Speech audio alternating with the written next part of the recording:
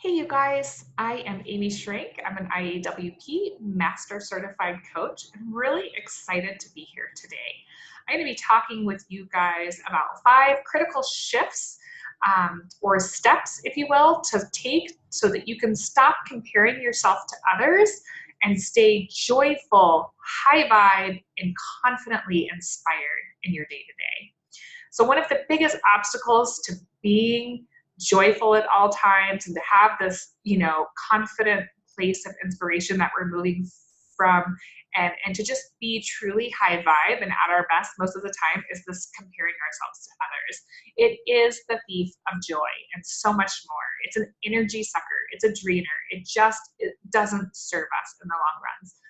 So it is something that I see time and again with my clients that they're up against and that they battle with on a subconscious level. So if we can begin to recognize how this behavior pattern shows up in our own lives and to begin to move away from it, we can really up-level our experience on a day-to-day basis. The first step that I think that is really critical when it comes to making this shift and to stop the comparison of ourselves to others is to create awareness, to become a more conscious being. And the way that we do that is we ask questions about, okay, how is this pattern, this behavior, this tendency showing up in my day-to-day? How often am I comparing myself to others? How long have I been comparing myself to others? Is this something that's been happening since you were a small child? And then how does it make you feel when you compare yourself to others? I know for me, and just from the research that I've done, experience shows that we often feel separate, isolated, alone, broken, inadequate. We just feel almost sometimes a victim to our circumstances when we allow this to play out.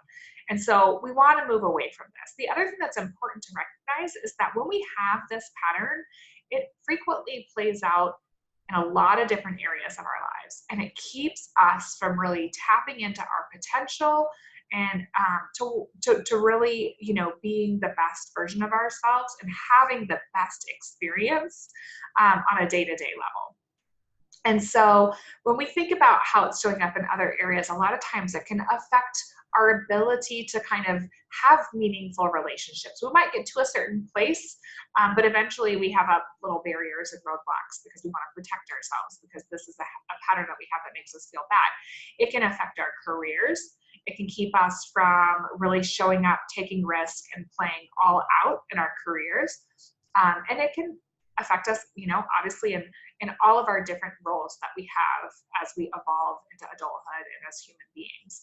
And so really take a moment and recognize, like, if you're comparing yourself to others, how has that played out in your life? And what areas are you affected? Are you, maybe it kept you from being the athlete that you wanted to be, or maybe it keeps you from really being the joyful, present mother that you want to be.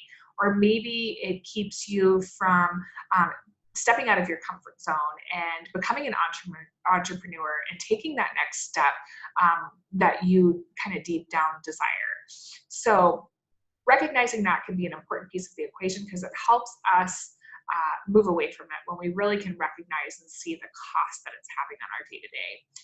The other thing I would say is, who would you be without it? Take a moment and just imagine yourself if this was not a pattern or a default setting for you, that you compared yourself to others. If you didn't go there, what would change in your life? How might you show up differently?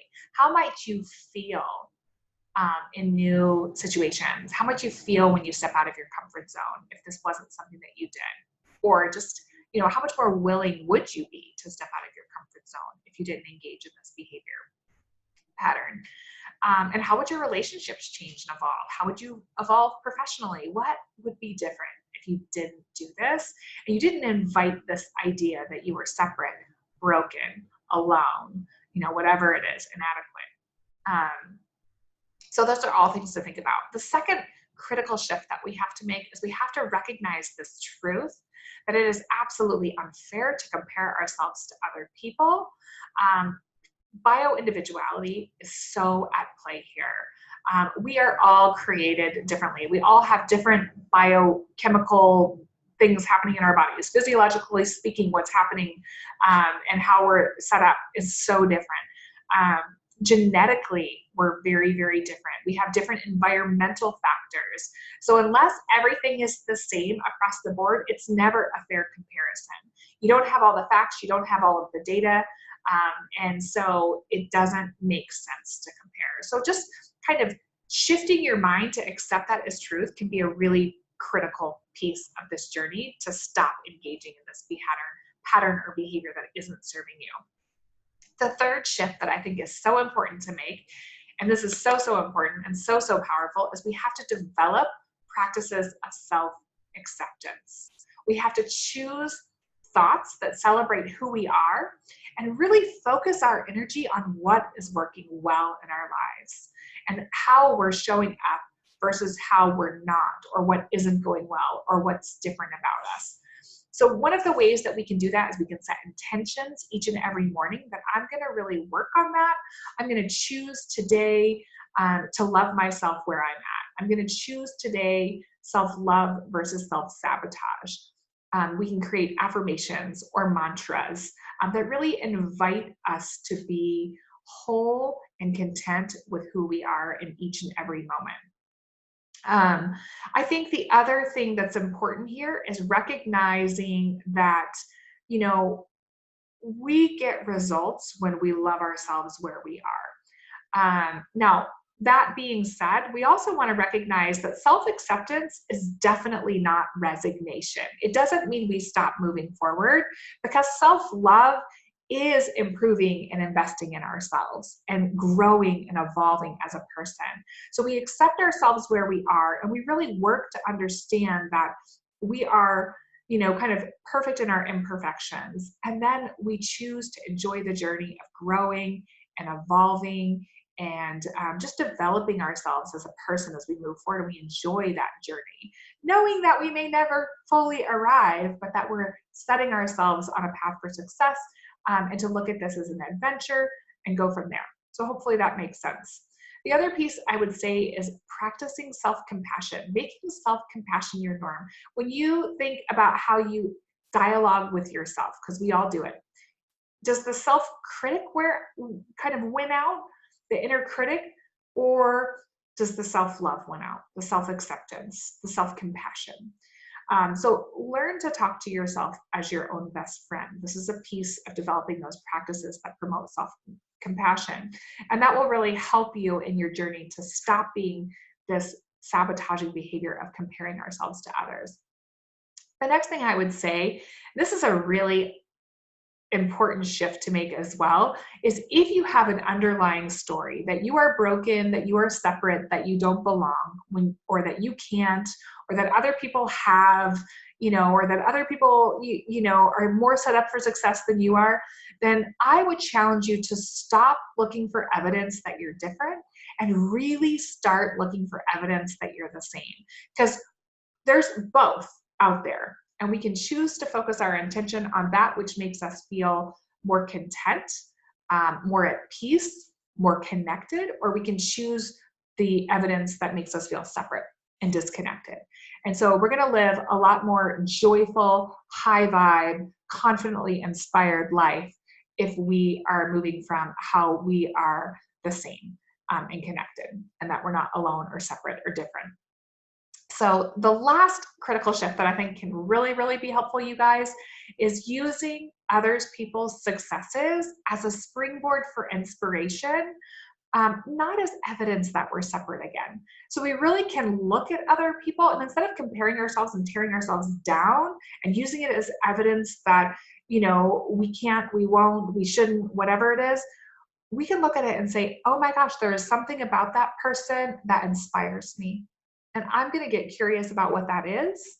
And I'm going to utilize that information to improve in my journey as a person. And so I hope you see the difference there. But those are really the 5 critical shifts that I think are imperative if we're going to stop engaging in this behavior of comparing ourselves to others. So just kind of to recap, number 1 is awareness around your patterns and your behaviors and your thoughts that are involved in that. Number 2 is recognize this truth that it's unfair to compare. Number 3 is develop practices that promote self-acceptance. Number 4 is start looking for how you are the same versus how you are different. And finally, use other people's successes as a springboard for inspiration, not as evidence that you are separate, broken, inadequate, not capable, whatever it is. I hope that was really helpful for you guys today. This is something that is a really, like a lot of times it's just such a common block for people who are struggling to feel their best and to feel happy on a daily basis. So if we can kind of move through this tendency, we can make a whole lot of progress and having more fun and feeling good in the day-to-day. Anyway, thanks so much for listening. Again, I'm Aimee Schrank, IAWP graduate, Master Certified Coach. If you'd like to connect, I'd encourage you to check out my Facebook page listed below. You can check out my website, aimeeschrank.com, and just reach out to me. I think there's information there for you to do that. So look forward to hearing from you. I hope this was helpful. Have a great day.